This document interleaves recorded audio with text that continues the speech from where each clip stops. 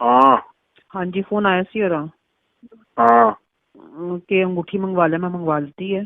तो मैं क्या कहनी मैं हफ्ते ਨੂੰ ਮੇਰੀ ਮੁਲਾਕਾਤ ਹੈ, तो उस तो पहले अरेंज कर दी। कदों मुलाकात है? हफ्ते ਨੂੰ अरी तो कर दे तो मंगवा दे। मैं कहता अवैस ਨੂੰ कहता अम्मी ने परसों आ जाएगी। उनके उसी तैयार करके तो मंगवा लेना।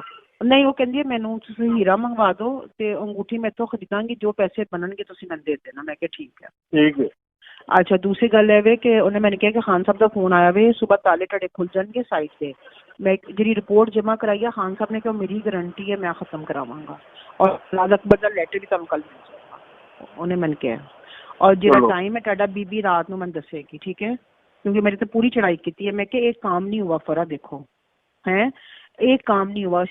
इमरान खान साहब ने भी 4 दिन ले लिए हैं, अभी तक लेटर नहीं आया, ताले भी लग गए हैं, रिपोर्ट भी जमा हो गई है। मैं क्या अदालत में तो क्या बनेगा हमारा? मैंने कहा तो कहती तुम पैनिक ना हो। तो फिर मैंने आप पे फोन आया कि बीबी है कह रही है, ठीक है कल तन लेटर लाजमी मिलेगा।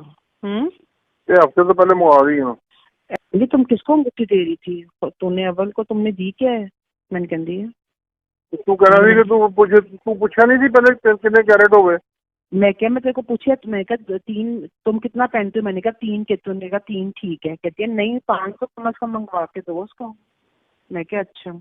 तो मैं मंगवाती थी, मैं क्या ना वे भी पी जावे, मैं उन्हें मंगवाती है वापस। तो मैं क्या तन परसों मिल जाएगी। और लेटर मैं कल दे दांगा।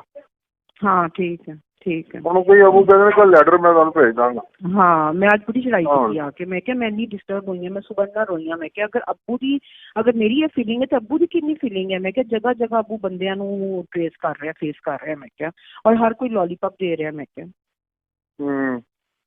कहती ना पैनिक हो। मैं 2-3 फोन उत्ते थले किते ने। मेरी बीबी ना गल हो गई, लेटर तन कल लाजमी मिलेगा, सुबह ताले खुल जाएंगे। खान साहब ने कहा रिपोर्ट का जिम्मेदार मैं। गल खत्म, बस ठीक है।